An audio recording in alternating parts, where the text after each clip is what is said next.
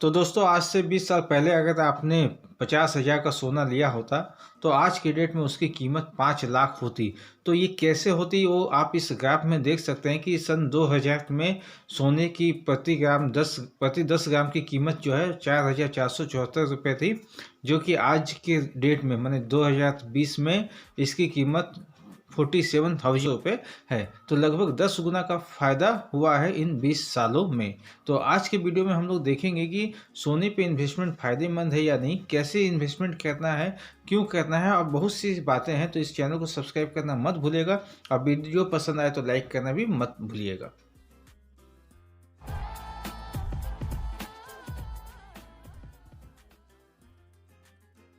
तो आज की वीडियो में हम लोग देखेंगे कि सोने पर क्यों इन्वेस्टमेंट करें, सोने पर इन्वेस्टमेंट के फ़ायदे क्या है, सोने पर इन्वेस्टमेंट कैसे करें, सोना कब खरीदें और कब बेचें, और सोने और ज़मीन में इन्वेस्टमेंट के अंतर क्या क्या है। तो इन सब बातों को मैं एक एक पॉइंट करके बताने वाला हूँ, तो वीडियो को कहीं भी स्किप मत कीजिए।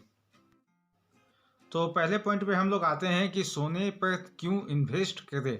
तो सबसे पहला जो पॉइंट होता है कि सोना आपको एक लंबे समय पर गारंटी इनकम देता है। मतलब कि अगर आपने सोना लिया है और इन्वेस्टमेंट के लिए लिया है तो ये आपको 100% गारंटी इनकम देगा ही। और सोना का इन्वेस्टमेंट जो है आपका शॉर्ट टर्म इन्वेस्टमेंट नहीं होता है, एक लॉन्ग टर्म इन्वेस्टमेंट होता है। तो इसलिए आप सोना पे इन्वेस्ट करें ना। दूसरा जो पॉइंट होता है सोना पे इन्वेस्टमेंट करने का, वो होता है कि जो बाजार का जोखिम सोने पे नहीं होता है। अगर मान लीजिए कि बाजार आपका नीचे गिरता है, शेयर मार्केट कम भी होता है, नीचे गिरता है, तो सोने का भाव ज़्यादा ही होता है, लेकिन उस समय सोने का भाव कम नहीं होता है। तो ये दूसरा पॉइंट है कि आप जो है सोने पे इन्वेस्टमेंट करते हैं तो भी आपको मार्केट का कोई भी जोखिम उठाने की ज़रूरत नहीं होती है। तीसरी चीज़ जो सोने पे है, जो मुझे सबसे अच्छी लगती है, कि अगर मान लीजिए कि आपकी छोटी छोटी बचत है 10,000, 20,000, 50,000, तो भी आप उसके बदले सोना को खरीद सकते हैं इन्वेस्टमेंट के तौर पे, और आपको एक बहुत बड़ी पूंजी की आवश्यकता नहीं होती है इन्वेस्टमेंट के लिए ना। चौथी चीज़ क्या है, जो लिक्विडिटी का मतलब क्या होता है कि अगर मान लीजिए कि आपके पास 5 लाख रुपए का सोना है, लेकिन आपको 1 लाख रुपए की आवश्यकता है, तो आप 1 लाख का सोना जाके आसानी से किसी भी दुकान में, सोना दुकान में जाके आप उसको कैश करवा सकते हो, और सोने की वैल्यू कभी भी कम नहीं होती है। तो ये लिक्विडिटी सोने में बहुत ही फायदेमंद है। अब हम लोग देखेंगे कि सोने में इन्वेस्टमेंट कैसे करें। तो यहाँ आपको बताना चाहूँगा कि सोने पे आप दो तरह से सोना खरीद सकते हैं। इसको ध्यान से देखिए क्योंकि ये बहुत ही इम्पोर्टेंट है। एक है फिजिकल गोल्ड, जैसे कि आप इधर देख सकते हैं, और दूसरा है वर्चुअल गोल्ड। तो फिजिकल गोल्ड का मतलब ये होता है कि आप सोने को फिजिकली रूप में खरीदते हैं, जैसे सोने के जेवर या फिर सोने के कॉइन, बिस्कुट या बार, इस तरह से आप फिजिकली सोना खरीद सकते हैं। तो यहाँ पास एक चीज़ आपको बताना चाहूँगा कि अगर आप सोने के जेवर खरीदते हैं तो कहीं ना कहीं उसमें मेकिंग चार्ज या फिर उसमें जो वेस्टेज है, इन सब की वजह से कभी कभी इसमें पैसे जो है कुछ कम मिलते हैं, मतलब कि रिटर्न्स कुछ कम मिलते हैं। तो इन्वेस्टमेंट के तौर पे मेरे हिसाब से आपको सोने के बार या कॉइन्स खरीदना चाहिए जिसमें मेकिंग चार्ज का प्रॉब्लम आपको नहीं आए। अब हम लोग देखते हैं वर्चुअल गोल्ड, ये क्या होता है। तो इसमें आप फिजिकली कोई सोना आपके पास नहीं होता है, लेकिन सोना जो है आपके द्वारा खरीदा जाता है, वो किसी भी बॉन्ड के रूप में या म्यूचुअल फंड के रूप में या इन्वेस्टमेंट में और किसी दूसरे रूप में, जो यहाँ पास मैं आपको बता रहा हूँ। तो आप गोल्ड ETF या गोल्ड फंड या फिर SGB जो RBI द्वारा होता है, गवर्नमेंट ऑफ इंडिया द्वारा इसको बनाया गया है, तो इन तीनों के द्वारा आप गोल्ड में इन्वेस्टमेंट कर सकते हैं। तो इसमें सबसे जो फ़ायदा वाला जो फंड होता है वो SGB होता है। इसके विषय में अगर आपको वीडियो चाहिए तो मैं आपको एक अलग से वीडियो बना के दूंगा, और इन तीनों के विषय में एक अलग से वीडियो बना के दूंगा। अगर आपको ये वीडियो चाहिए तो कमेंट सेक्शन में आप बताइए कि इसके विषय में अलग से वीडियो चाहिए। यहाँ एक शॉर्ट में बोलना चाहूँगा कि आपका SGB बॉन्ड में आपको 2.5% इंटरेस्ट मिलता है हर एक साल। तो ये एक RBI द्वारा लॉन्च किया गया बॉन्ड है जिसमें कि आपको फ़ायदा होता है। अब हम देखेंगे कि सोना कब खरीदना चाहिए और कब बेचना चाहिए। ये बहुत ही इम्पोर्टेंट है क्योंकि इसके जो रेट होते हैं डेली के डेली चेंज होते हैं। तो यहाँ सबसे पहली बात ये कहना चाहूँगा कि सोना जो है लॉन्ग टर्म इन्वेस्टमेंट है, तो आपको इस बात को ध्यान रखना चाहिए कि कब इसका रेट कम हो रहा है। और इसको पहचानने के कुछ 2-3 वे है जो आपको बताना चाहता हूँ कि इसमें सबसे पहले तो आपको शेयर मार्केट पे नज़र देनी होगी कि शेयर मार्केट में कब इसकी शेयर मार्केट ड्रॉप होता है।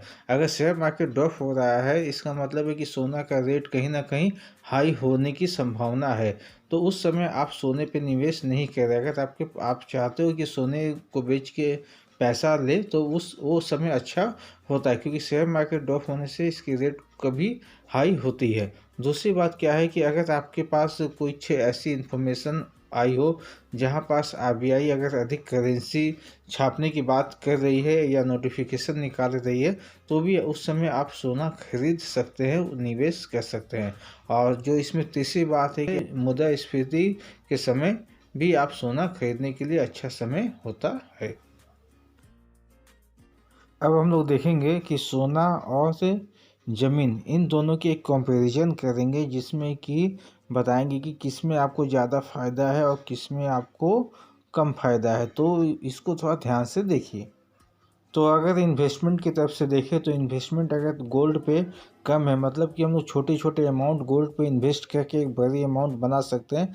वहीं पास आप अगर ज़मीन लेते हो तो उसमें बहुत ज़्यादा इन्वेस्टमेंट होता है। तो इसके हिसाब से कम इन्वेस्टमेंट के हिसाब से गोल्ड क्या है, आप एक अच्छा इन्वेस्टमेंट का साधन आपके लिए बन सकता है। अगर हम लोग रिटर्न की बात करें तो गोल्ड में रिटर्न कम है एज कम्पेयर टू प्लॉट, माने ज़मीन के मुकाबले काफ़ी कम इसके आपको रिटर्न्स मिलते हैं। तो इसके हिसाब से मुझे लगता है कि प्लॉट पे इन्वेस्टमेंट करना चाहिए। तीसरी पॉइंट, अगर हम लोग टैक्सेस की बात करें तो गोल्ड में लगने वाली जो टैक्स है काफ़ी कम है as compare to plot. Next और सबसे इम्पोर्टेंट पॉइंट हम लोग देखते हैं लिक्विडिटी।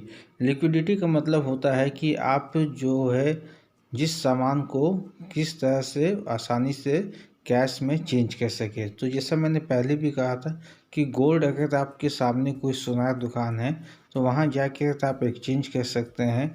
आजकल बहुत सारे बैंक या फाइनेंस वाले इजीली गोल्ड लोन आपको देते हैं।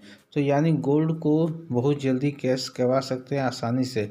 लेकिन ज़मीन के मामले में ऐसा नहीं है। अगर आपके पास ज़मीन मान लीजिए 10 लाख की ज़मीन है तो 10 लाख में ही आपको बेचने होंगे। लेकिन गोल्ड में अगर आपके पास 10 लाख का गोल्ड है तो आप 1 लाख का गोल्ड भी आसानी से बेच सकते हैं। तो ये सबसे बड़ी जो फ़ायदे वाली बात होती है लिक्विडिटी, ये गोल्ड में मिलती है। नेक्स्ट पॉइंट है डॉक्यूमेंट। तो जब कभी भी आप गोल्ड लेते हैं तो इसके साथ जो भी टैक्स है वो आप पे करके आसानी से गोल्ड ले सकते हैं और स्टोरेज में रख सकते हैं। वहीं पास अगर आप प्लॉट की बात करते हैं तो बहुत सारे डॉक्यूमेंटेशन होते हैं। तो रिलेटिवली कहने का मतलब है कि डॉक्यूमेंटेशन के मामले में गोल्ड जो है काफ़ी फ़ायदेमंद होता है कि बहुत लेस पेपर वर्क में ही आपका काम हो जाता है। तो दोस्तों मैंने यहाँ कोशिश की है कि आप लोगों को ज़्यादा से ज़्यादा इस बात को बताने के लिए। तो अगर आप लॉन्ग टर्म इन्वेस्टमेंट करना चाहते हैं, सेफ इन्वेस्टमेंट करना चाहते हैं अपनी कुछ बचत को, तो आप गोल्ड पे अपने कमाई का इनकम का कुछ परसेंट इन्वेस्ट कीजिए, बहुत ही अच्छी बात है। लेकिन अगर आप ज़्यादा फ़ायदे कमाने की सोच रहे हैं तो आपके पास मार्केट में ज़मीन है उसके लिए भी आप इन्वेस्ट कर सकते हैं। म्यूचुअल फंड है, लेकिन म्यूचुअल फंड में आपको मार्केट रिस्क होता है, शेयर मार्केट है तो उसमें भी आप इन्वेस्ट कर सकते हैं। लेकिन यहाँ पास आपको मैंने कोशिश की है इन सब बातों को बताने के लिए। तो आशा करते हैं दोस्तों ये वीडियो आपको पसंद आया होगा। पसंद आया होगा तो लाइक शेयर करना बिल्कुल मत भूलिएगा और इस चैनल को सब्सक्राइब करना बिल्कुल ही मत भूलिएगा। और कमेंट सेक्शन में अपने सवाल बताइएगा ताकि मैं और भी आपके लिए ऐसी इन्फॉर्मेटिव वीडियो बना सकूं। तो मिलते हैं दोस्तों नेक्स्ट वीडियो में एक नई जानकारी के साथ। तब तक के लिए आपका दिन शुभ हो।